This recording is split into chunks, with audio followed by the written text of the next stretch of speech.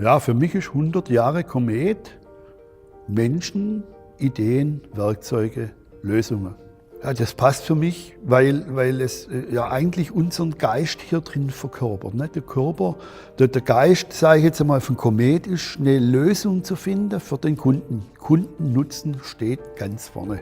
Auf der Messe kam ein Kunde und wollte von uns, dass wir für ihn die Motorenbearbeitung übernehmen.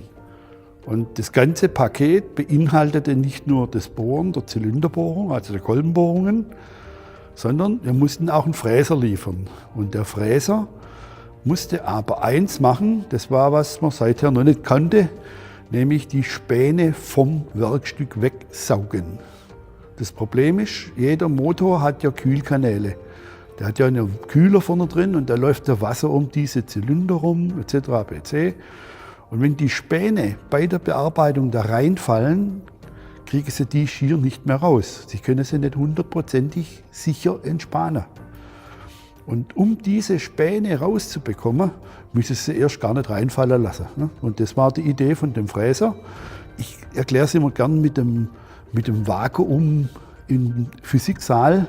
Wenn Sie also den Wasserhahn aufmachen und dann durch das Röhrle, durch die vorbeiströmende Luft praktisch das Röhrle die Luft raussaugt. Und genau diesen Effekt macht der Fräser auch.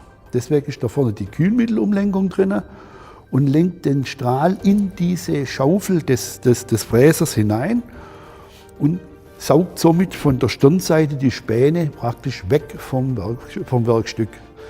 Bei dem Kunden, wo wir da waren, der hat also im Jahr etwa bei 1,2 Millionen Motoren fast 5% Ausschuss nur durch Späne. Jetzt kann man sich vorstellen, wie viele Motoren die in den Schrott schmeißen, die eigentlich gut sind.